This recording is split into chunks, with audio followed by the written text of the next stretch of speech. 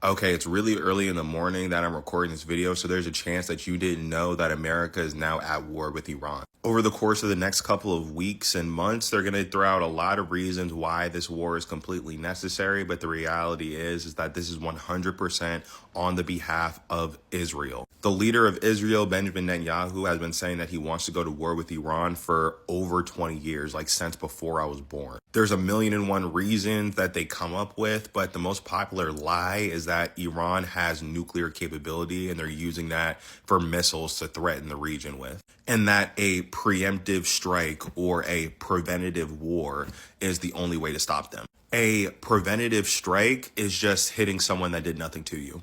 By the way, ironically enough, Iran actually had a nuclear agreement with the United States that made it so they could never enrich uranium to the point where they could threaten anyone in the region. But Donald Trump, during his first term, took the United States out of it, right? Making this whole situation more unsafe now. And Iran is attacking Americans, right? Like they're attacking American military bases. So it's not like an Iranian missile is necessarily going to hit the contiguous United States, but there is a very good chance that Americans will pass away from this. The president himself already stated so.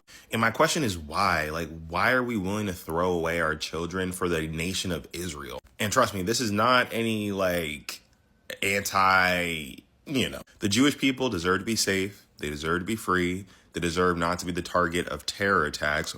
But the country of Israel has broken so many international laws that we rely on to keep us safe and to keep the world based on a rule-based order that no country should ever collaborate with them ever again. Like they're just that bad. And the United States is slowly becoming more like Israel, just waging war on its regional neighbors just to prove something to the rest of the world. And the scariest part is that I'm taking a risk even saying this on this app because this app is owned by Zionists, right? Like they want Israel's agenda to be done completely. They want Israel to steal more land in the Middle East for the greater Israel project, right? It's the biblical prophecy. So all I'm going to say is this: say no to war. Say no to war, right? Out. No one wants to fight for Israel! His hand! Oh! His hand!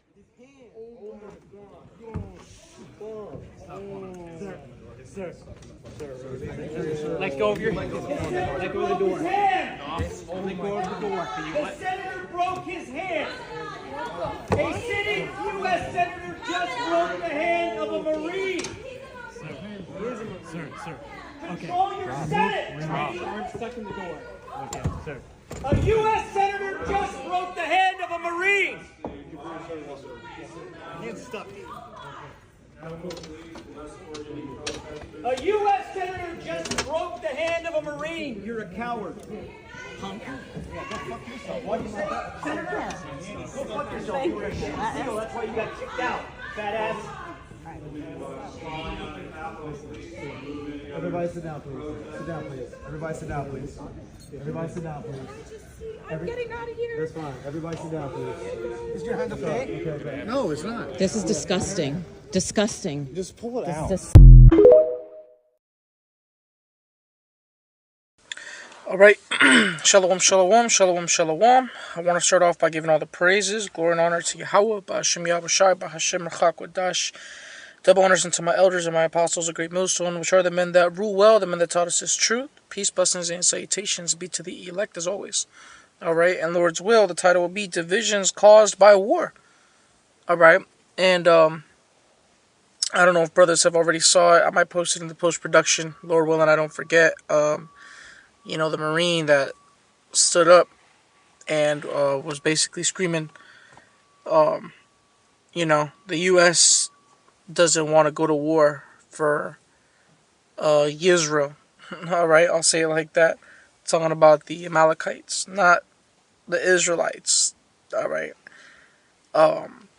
And a few other news articles, where people are against what's going on right now. For those of you that aren't in the know, I hope you are in the know.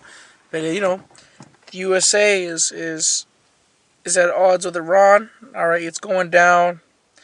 Iran's already, if they haven't already, talking of or have already closed Strait of Hormuz. All these different things are going on, man. World War III it's kicked off, man. We are at the beginning of it. All right, we're at the, hey, these are all the beginning of sorrows, man. I'm going to get the scriptures on that. But first, let me start off Habakkuk 2 and 3. For the vision is yet for an appointed time, but at the end it shall speak and not lie. Right, which the vision is the prophecy. It's set for an appointed time, right? And at the end it will speak and not lie. Meaning the things that were written about in the scriptures are in front of your face right now, to put it in simpler terms, right? Because the visions were set for a specific time frame. We're in that specific time frame. It says, because it will surely come, it will not tarry. It says, for the vision is yet...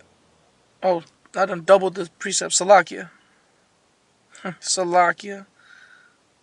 Copy and pasted it twice on accident. Let me read that again. For the vision is yet for an appointed time, but at the end it shall speak and not lie. Though it tarry, wait for it, because it will surely come, it will not tarry. And we're at that point right now where it's not tarrying, man. Alright? Hey, people forget the C-19 was 6 years ago already. 6 years ago. The vision is, man, how much time has happened within these last few years? And now we're at that the time of the third woe. Obviously, we still have some end-time prophecies left. We still got the famine of the word that has to come in. We still got the persecution on the saints, on the Israelites. We still got, Jacob's trouble, which we're in the beginning stages of it. It's just not, in a full-fledged force Revelation 12 and 12 just yet. We're not in full-fledged force Second Esdras 16 just yet. All right, but hey, the third woe is here. The scriptures say, the third woe cometh quickly, and it's not tarrying at all. No, things are not moving slow, man. Things are moving very fast. Every day is something new. And you see that the vision or the prophecies are not lying. All right, and what? More evil is coming. All right, but like I said in that the division, all right, is coming from what? The war. Everybody is disagreeing with the current war. That's the thing. No one wants, all right, war. The average American citizen doesn't want war. The average American citizen is crying about their paycheck at the end of the week. So no one wants war. Everything that DJT promised, he's not giving it to you. All right? The whole no tax on overtime, I haven't heard nobody talking about that. All these different things that he said he was going to do and he didn't do. All these things that he said he wasn't going to do and he did. For example, war. He said we don't need to be, in no foreign wars. We don't need to be. And look at him now. Complete liar. Complete, hey, man. He bamboozled y'all. Played y'all like a fiddle. He ain't done nothing good for nobody yet. All he's been doing is just the bidding of the elite, as they all do. Matthew 24 and 6, and ye shall hear of wars and rumors of wars. See that ye be not troubled, for all these things must come to pass, but the end is not yet, right? So right now it's the wars and rumors of wars, but the end is not yet, because we're not there yet. The MOTB still has to be made mandatory before Yahweh Shai cracks the clouds, man. That's the hour of temptation. Simultaneously, you got the missiles from the Third World War coming, all right? Which right now, beginning stages, man. Okay, it says, for nation shall rise against nation, and kingdom against kingdom, and there shall be famines, Salakia, and pestilences and earthquakes in diverse places, which is what's happening right now. But it says what? All these are the beginning of sorrows, right? So we're at the beginning times of the sorrows. In reality, America, as untouched as she is right now, hasn't seen any real sorrow just yet. But we're approaching that time right now. The civil unrest is about to hit the streets. It is on a low level already. You got the riots in LA and the riots in Minnesota, things of that nature. But, hey, that's just the beginning, man. That's low level. Soon it's going to be like that in every major city. The only safer, quote-unquote, places is going to be outside the city. All right? If they don't lock up that area, too. Certain parts, So, there's nothing but division going on right now. Current events, and then this is not even going to be a long lesson. It's just so much going on. I just went ahead and just mentioned some of the things, in this lesson. But the main thing is the division. All right, because soon what's going to happen in these streets is the people that, there's people, hey, man, there's still people that are bugging out over the Epstein files. And now there's people that are like, they're bugging out over the war in Iran, man. And people are like, yo, we can't keep doing this shit, man. We got to do something about it. That's the mindset of the people. All right. And it says, Isaiah 19:2, and I will set the Egyptians against the Egyptians. And that's exactly what you see happening, man.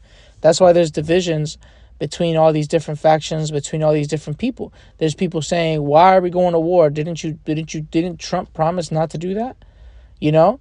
Y'all haven't done nothing about the Epstein. You know, these different things. It's divisions. Some people want to go to war just because they're quote-unquote patriots. Some don't want to go to war because they know that the Amalekites are in on it. They're behind it all. You know? People are online saying, we're tired of fighting the rich men's wars. People are waking up. That's where the division comes from, right? The Egyptians against it. Hey, it was just prophecy. It says, and they shall fight everyone against his brother and everyone against his neighbor, city against city, and kingdom against kingdom. And that's exactly what you see happening today. Realm versus realm. You know? The people are tired of it, man. Okay? It says, and the spirit of Egypt shall fail in the midst thereof. Yeah, because while they're out fighting, you know, being spread hella thin, right? In America, the economy is going to get worse and worse. And, you know, people are just going to be starting to looting. People going to start looting, rape, robbing, murdering, you know, all these different things, man. That's the season. We're in the season of war. People going to be putting them bullets that they got to good use in America. You know? It says, and I will destroy the counsel thereof, and they shall seek to the idols and to the charmers, and to them that have familiar spirits, and to the wizards, right? Which, you know, these wicked elites, they do their witchcraft. Ain't going to do nothing for you, though, man. Isaiah, the 14th chapter, those things are going to fail you. It says, and the Egyptians will I give over into the hand of a cruel lord, and a fierce king shall rule over them, saith the Lord of hosts. And that's exactly what DJT is fitting right now, man. He ain't did nothing good for the economy. The economy ain't get better when he got in office. He still ain't give you all them stimmies. What happened to that $5,000 that they were going to give people because of the whole government cleanup thing? Remember that with Elon Musk? Elon Musk is, you know, in the shadows now again. You know, that was propaganda for that season. Who knows what they were distracting us from with this dude Elon Musk talking about cleaning up the government and everybody going to get $5,000, $10,000. Esau ain't give you damn $2,000. Shit, more people talking about they owe taxes this year than have received taxes back. You know what I'm saying? This is the cruel Lord, man. This is the cruel Lord and a fierce king. He went straight to war. He ain't give two shits about you. No tax on none of that shit. You know? Rightfully so. This is hell. Hey, look, at the end of the day, we have to remember 2 Ezra 6:9. For Esau is the end of the world. Jacob is the beginning of it that followeth. This is a good sign. The downfall of this man is a sign of our uprising.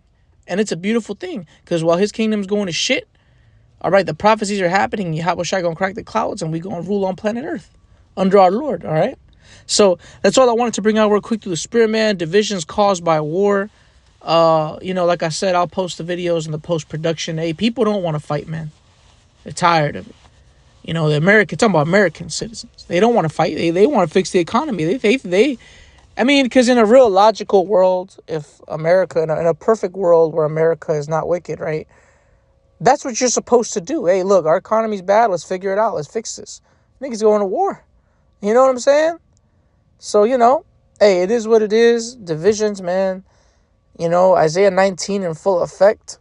Matthew 24, you know. All these different prophecies, man. It's a beautiful thing to see this place going down. All right? But nonetheless, man, you know, that's all I wanted to bring out real quick to the spirit, man. I want to give all praises, glory, and honor to Yahweh, Ba'ashem, Yahweh Shai. Ba'ashem, Chakadash, double honors to my elders and apostles, great millstone, which are the men that rule and taught us his truth. Peace, blessings, and salutations to the elect as always. Shalom.